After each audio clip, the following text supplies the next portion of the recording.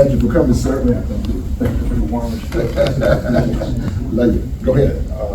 Definitely Pops has been more of a mentor to me, but really helped me to guide some of my footsteps that would carry me to where I currently am today.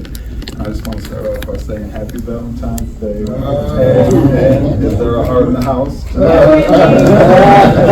Okay, if you don't have a Valentine's Day, celebrate with tomorrow's your day. So keep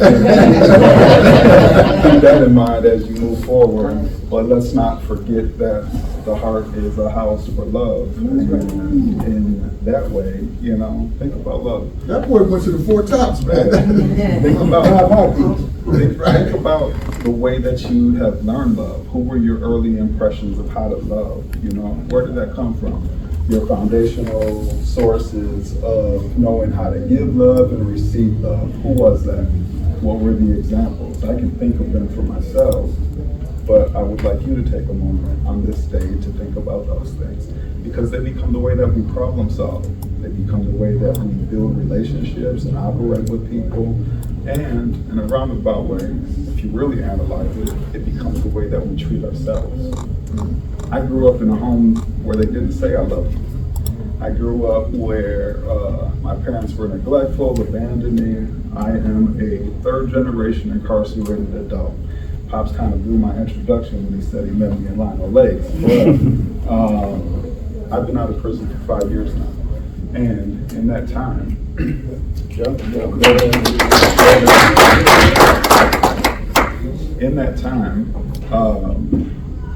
I found a way, before I get to where I am now, on the inside. The first time that I ever heard you're lovable, valuable, important and powerful was in Pop's class. And I was in the back because nobody ever told me that before.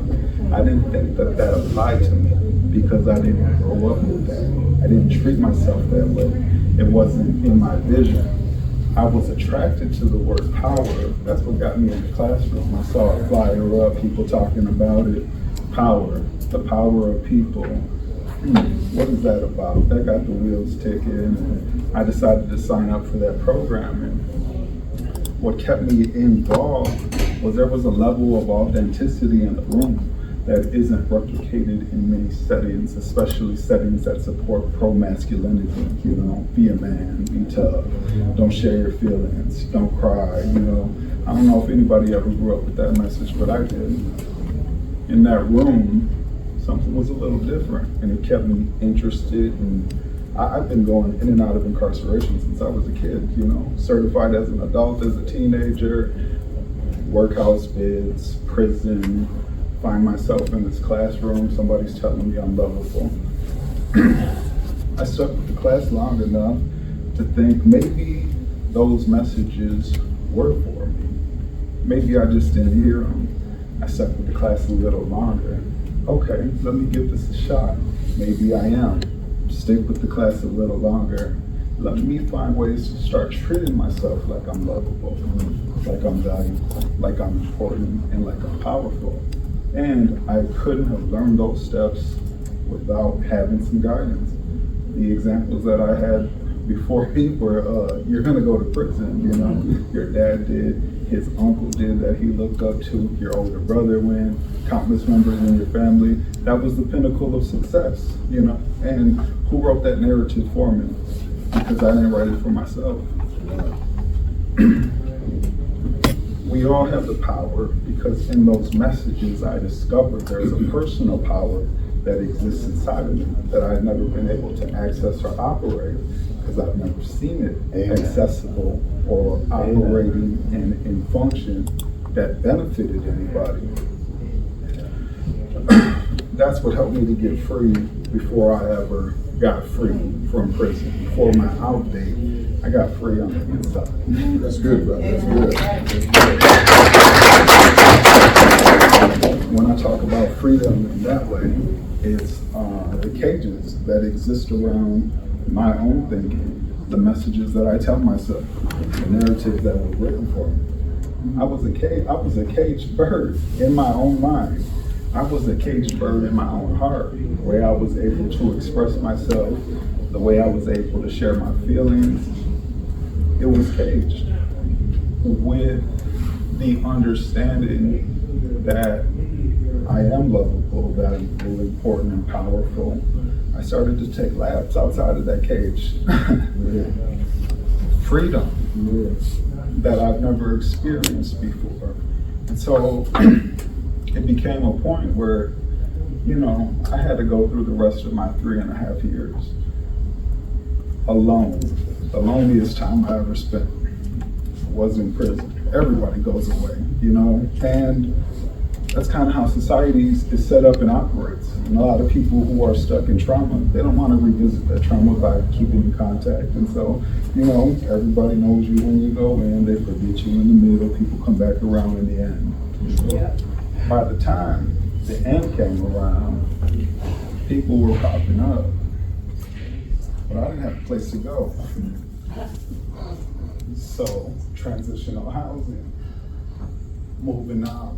I've experienced homelessness as a youth, housing insecurities as an adult, but I looked at it like, this is my start. This isn't where I'm gonna stay. This is where I start. So, humbling myself and accepting that I couldn't do it alone. That was a real important part of the messages, and in hindsight, that understanding that nobody does it alone really shines to me now. It didn't then.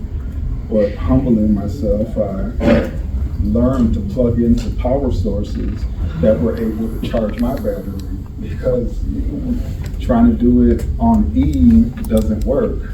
I look at all of my examples of not being able to plug in, and I see what the results were. They only led me to one place, back around the same people with the same problems, not looking for solutions, So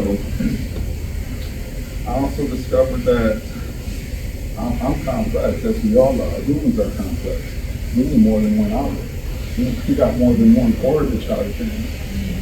What I realized is that I was always trying to create a sense of community, but I was doing it in the ways that I grew up. The subculture, I'm Mexican American, non-Spanish speaking, my family's been in America forever. The subculture of gang life crept in the 80s here in Minnesota, and my family was impacted by that in a way that when I was a kid, I thought everybody was in a gang, So that's what I did for 20 whatever years of my life, That was all I knew. Taking the stance of being a continuous learner, I want to learn more. I know how that goes. I've been there and I've done that, and I've functioned in that cycle for far too long. Again, it produced the same results. Recreating a sense of community is an accepting factor of, I can't do it alone, And so I got out, started to volunteer, stayed with the power of people. First time class was happening on Tuesdays. I was there. Been involved one way or another ever since. Went to a church, For me, it's about spirituality and less about religion. These are just things that work for me. Also, starting to see a therapist, because I thought that like everybody has a story that deserves to be told in a neutral setting without judgment or shame. And if I was ever going to be delivered, from, I'm 42 now. I didn't start this process until I was, 36 or whatever it was. If I was ever going to do 36 years of unlearning, I needed some help. The biggest words I ever knew how to utter was help me, So, but the foundation began with the tutelage and the training that Pops offers, Brother Shane Price. It was up to me to be able to follow through and be who I said I was going to be. And here's one thing, where I'm from, you don't talk about it, you do it. You know what I mean? And so I didn't tell anybody what I was going to do or what I was gonna be, because I was afraid. I was afraid to do something different than I've ever done before. And so I didn't want to fail. And I didn't want to say anything that wasn't true. So I didn't tell anybody, but here are some things also. In my treatment unit of 104 men, I put in a proposal to do community building strategies with people. It was accepted. I got 20 to 30 minutes every week to be able to figure out how 104 different people from different walks of life, different racial backgrounds, different politics, how can we all coexist and honor each other through our sameness? That was something that I took the initiative to do. Where it came from, I don't know. I feel like God guided most of this. I just had to meet him halfway. That piece allowed me to see where my community could be through volunteering.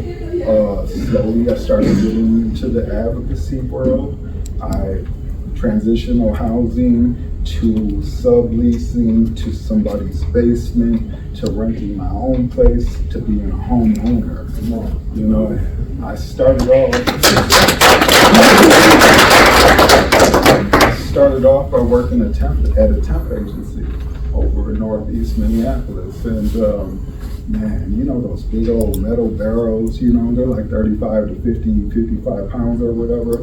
I was loading long semi-trailers, and they keep that conveyor belt moving, and it's like 6 across and 3 high, you know what I mean? And I'm like, I wanted that job though, you know what I mean? They're like 90 days to hire. 89 day came, they said, we gotta let you go. Oh, I was crushed, you know what I mean? And that was a blow. That was a blow to the self-esteem, that was a blow to the ego. I knew, I wanted something, you know what I mean? I wanted something different, I wanted something more. I was working towards it. That wasn't the only time I got shut down. I was at the temp agency because the other jobs I applied for said no, not with your criminal record, not in those words, but it was a no. Even after getting job offers and accepting job offers. A crush to the ego, that's a barrier, you know what I mean? There's a lot of great people that poured into me along the way. And I keep their knowledge with me because it was so good. But there's people that didn't make it past the first barrier, past the 5th, past the 9th, but that doesn't change, what's inside of them, and all of us operate with something inside of us that is truly powerful. I am powerful. You say that one time. I am powerful. One day you're gonna say it like you believe it. Yeah. One day you're gonna say it like you believe it, and you're gonna start treating yourself that way. And life is going to reciprocate your power. One day. Same thing with being lovable. You just stick with it and you'll see. There's a lot of times I wanted to quit and give up and do something else. And actually, I went back for a violation the year after I got out, falling into that same pattern of loneliness. Wanting to revisit my past, it calls out. That thing will call your name and sweeter than anything that you ever seen. Every time, and not just once. You don't answer the first time, you don't answer the second. You know what I mean? By that 5th time, by that 10th time, guess what? Hello. You know what I mean?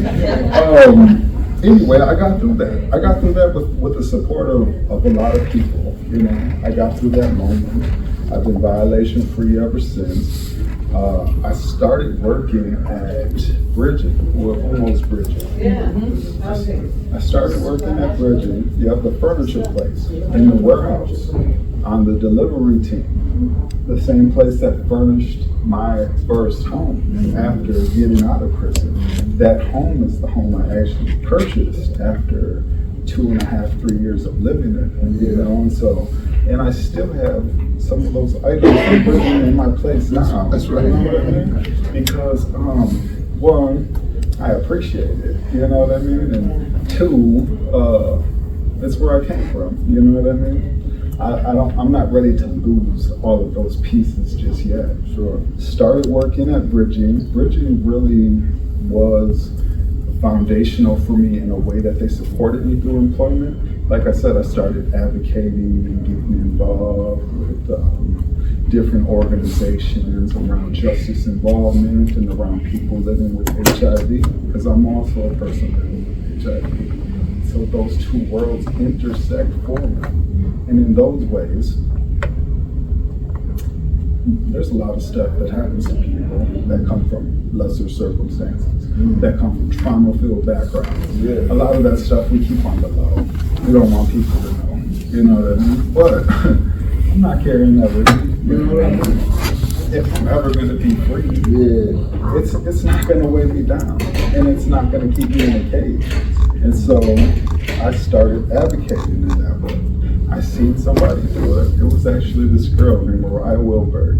She started talking about living with HIV and being in prison. I said, "Ooh, she's speaking to my soul." You know what I mean? That's me. You know. Found her on Facebook, and I said, "I'm going to do that one day." No. I said, "Watch out, I'm coming," because I told myself I'm going to do that one day. You know what I mean? Didn't have a plan. Didn't know what I was going to do. But I got involved. I kept my feet working, not just my mouth, or in this case, my Twitter fingers. You know what I mean? So, bridging allowed me to take meetings during work time. You know, not a lot, but enough. Bridging found ways for me to stay involved in my community because it was important to me, and because I asked for it. You don't get what you don't ask for, you know, and you don't get everything you ask for either, you know what I mean? And so those are important pieces to take away from this conversation. Every year, with the power of people, we make a New Year's resolution. 3 years back, my resolution was, I want to stop using my body for work and start using my mind, because I felt like I was capable and I felt like I was ready. And I paid my dues, you know? I paid my dues. Again, back to Mariah, we would end up working together and remain friends to this day. Didn't know her from jump back then, 5 years ago, but we would do campaigns and different projects, and just stayed in touch ever since. Mariah is the one that said, "Hey, at Hennepin Healthcare, they are offering this position and they're looking for people who have a criminal justice background." I was scared, you know. I didn't have a resume, you know what I mean? She helped me put together my resume. And the way that she worded it, I didn't have that language, you know. Back then, I didn't have that language. I'm gonna tell you something, though. I do now. Yes, sir. I have that language. She painted a picture for me. I stepped back and I said, "Is that me? Who is this on paper?" Because it looked so good. I went through 4 rounds of interviews. Now, backstory, you know, I worked labor my whole life, you know, landscaping, snow removal, warehouse work.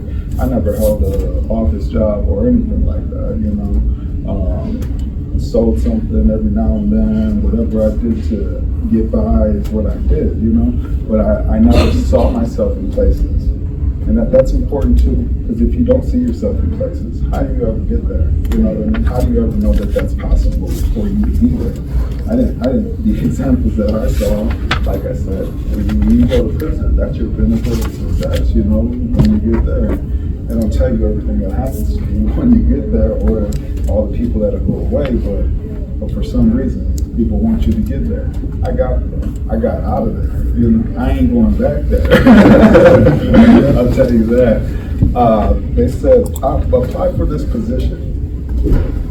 I said, I don't got a resume. Mariah helped me with the resume. I got the first round interview.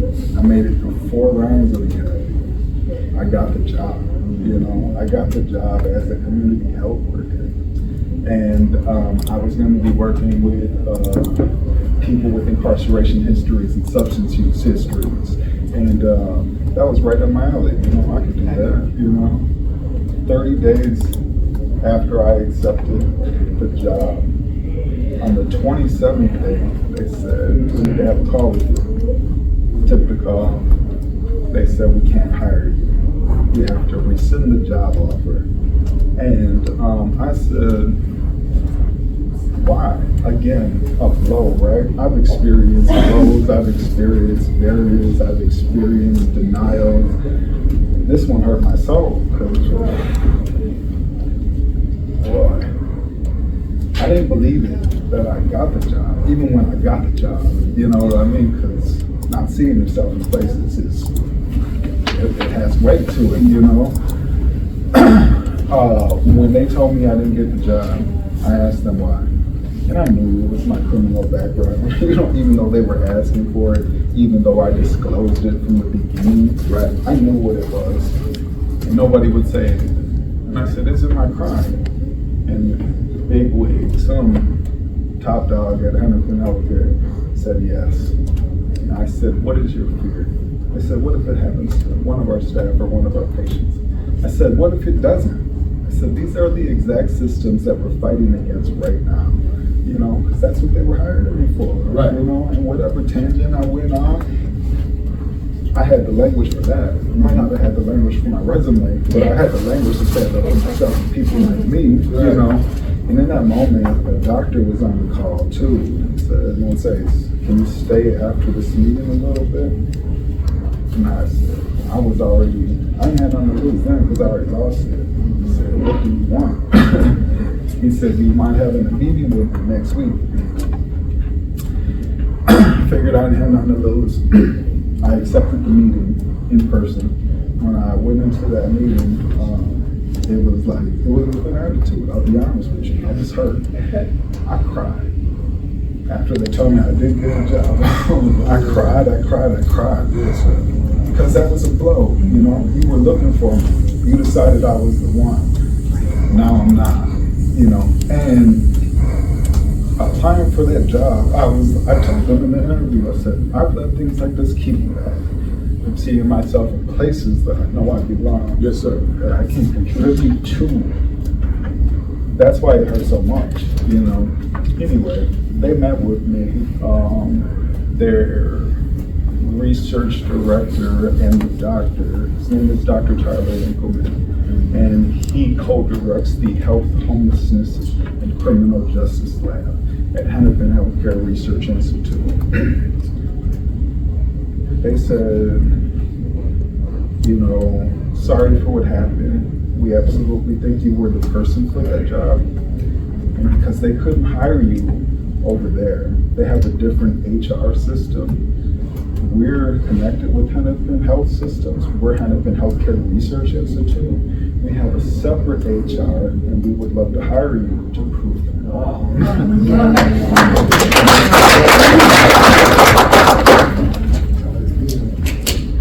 This year in April, I'll be there for 3 years. Wow.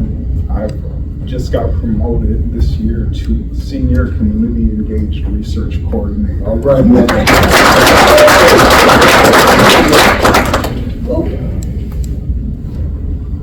There's something about staying the course. Because subtractors, multipliers, they're everywhere. You know what I mean? A lot of us think about, you know that phrase, oh, you sold your soul to the devil, you know, and we're looking for somebody in horns and with a tail, right? No, you sold your soul to somebody that said, I love you, you know? You sold your soul to somebody who said, be like me. You sold your soul to somebody who was hurt and shaped by their fears and insecurities long before you ever came in their picture. You know what I mean? You can get that back. You know, anything that you ever lost in life, you can get back. It takes time, and it takes dedication, and it takes a village. It takes a community, and it takes being small enough to ask for help. You know what I mean? That's good. And big enough to know that you got power. That's exactly what it takes. Some of you may be thinking, how do I get there? I don't know. I wish I had the answer for you. I can tell you what worked for me. I can reiterate some of the things that helped me. One of them was being able to forgive my mother. You know, I didn't grow up with a foundational sense of love. So when they said name subtractors, I said, my mom, Pop cut me off. You know what I mean? But I know he heard me because I was sitting next to him. My mother offered me an understanding of love that is not compatible with what I desire or deserve in life. I understand that. She offered me a version of love. Didn't say she didn't love me, you know. She offered me a version of love that was not compatible with what I desired or deserved. And so because of that, she's in my outer relationship. We don't talk, we don't have a relationship. But what worked for me was I forgave her, you know. That attitude, sense of freedom. I clearly remember in the county jail, I read an article in the Time magazine, and the Pope said, you know, I'm not Catholic, like I said, I choose spirituality over religion. But a good message can come from anywhere. That's right. And anyone. So I wrote this fortune cookie one time that said, even fools are sometimes right. I laughed at it then, because I didn't know, you know what I mean? Right. I know now, you know what I mean? A good message can come from anywhere. It said, if you want to forgive somebody, pray for their health, happiness, and prosperity for 60 days. And the first person that came to my mind, you know, think about the first person that comes to your mind if you're going to pray for somebody's health, happiness, and prosperity. Mine was my mom. Around day 57, 58, 59, 60, I started to realize I want health, happiness, and prosperity for myself. You know what I mean? The whole time I'm praying for somebody else, you know what I mean? It was a roundabout way to show me that I was deserving of health, happiness, and prosperity, however you define it, you know? Because you get to define it. Also, nobody gets to define me but you. The problems are big, right? The barriers are big. The amount of people that'll tell you no is big. But it's your duty, your obligation, your job to know that the shape of who you are and the power you're capable of is even bigger. I want to thank you for your time. I appreciate you all for being able to share my story. I wish that your footsteps are guided by something that pulls your heartstrings, that you can love. I pray that your understanding of love increases as you grow and as you move forward, because it's important to be able to carry you to your future. And whatever your cages are, just know that they're not permanent. They're only as permanent as you're willing to work towards them. If you're not willing to work towards getting out of them, they remain. But as you think about becoming free on the inside and releasing some of those cages from your thinking, the way that you express your emotion, freedom exists out there. And I encourage you to find it in which ways you can and take some laughs with me, because I'm waiting for you. You know what I'm saying? You got a community waiting for you. Anybody, man, that's excellent. Does anybody have a question or a comment for Moncies? Something you might add? How long did it take you to actually forgive your mom? Oh, I still work on it. You know what I mean? It's not one of those things that just goes away. But I'll tell you this though. I had 2 funerals last year, and that was the first time I seen her. She left in 2006, never said goodbye, never said where she was going. She was already like that before, since I was a kid, you know, but I had this undying love for my mother, you know what I mean? I don't know if it's culturally or not, but being Mexican-American, it's like family, family, family. Right. She could do no wrong, you know what I'm saying? She was like the Virgin Mary to me, you know? But I told my siblings when she left, like, we were all distraught, you know what I mean? I said, what you gonna do? I was in my tough phase back then, right? Or my, you know, supposed to be tough stage. What you gonna do? Keep crying every day for her? Or get up and get over it? You know what I mean? She's dead to us, you know? That was the language that I had back then. That was the language that I used and the attitude that I took. However, forgiveness, right? Being able to forgive somebody that is not around, How do you do that? Is it possible? Is it not? You know, at the funeral, I seen her, and that was my opportunity to put forgiveness in action. All these years in between, you know what I mean? She avoided me, you know. I walked up to her and I said, I love you, and I gave her a hug. She said, I love you too. And I said, I want you to take care of yourself. And she said, no, I love you.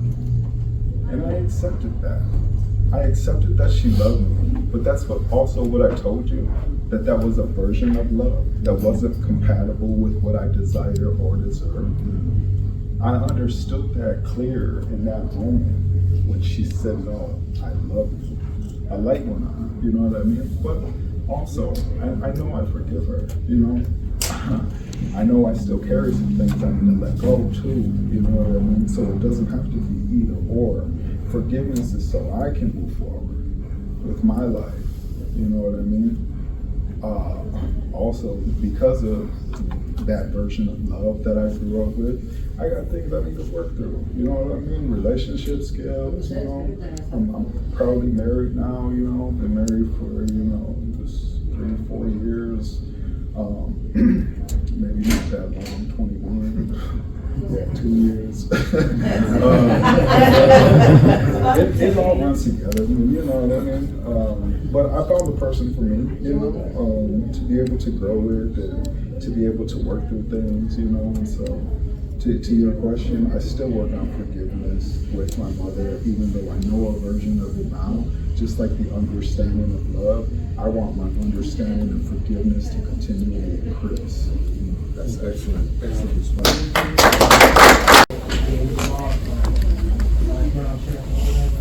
DHS, yeah. You got one for the whole network. So one person accepted, one person didn't. Is that possibly how it happened, or Yeah. So he's speaking to the DHS background studies, which is something that every person with a felony will have to go through. It's in statute, Minnesota statute, so it's not just DHS, it's an actual law in Minnesota. Minnesota statute 245C, which says who can have a patient-facing role and who cannot, you know? And so I'm in a non-patient-facing role, but I'm in a community-facing role, you know? And so what was powerful in that moment is an employer who said, we're gonna figure this out with you. Right. You know? Right. And not everybody will do that for you. You know what I mean? Right. That's good. Okay. Go ahead. I want to thank you for being so transparent. I appreciate that. I really do. And you told a lot of my story also, right? I got offered a WeRoll. Now I got my certified peer recovery specialist and I want to work in my field. I got a job offer to WeRoll in Kentucky. So the struggle that you just told me, like, it gives me hope to be like, okay, I can fight for myself. It's something that I really wanted.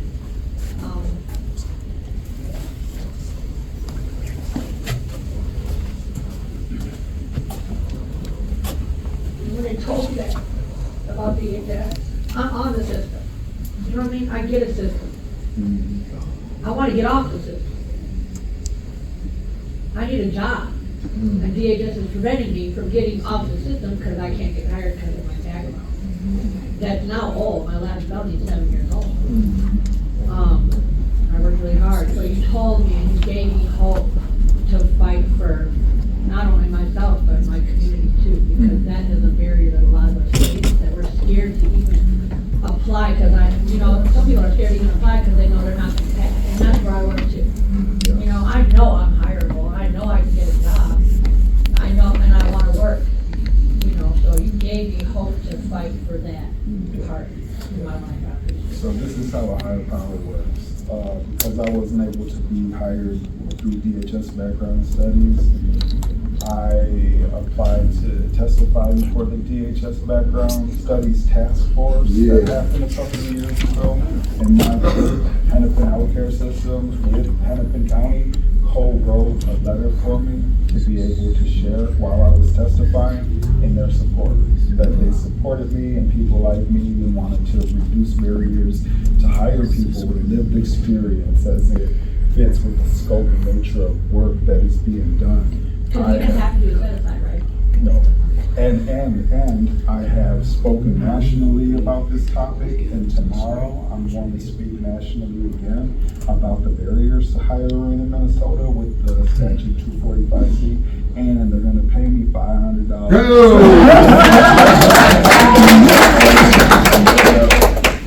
I just need 150. So another question or comment? Anything? Can y'all show Moncies some love? That was great, man. Thank you, brother. Yeah, that was excellent. You gotta go to work?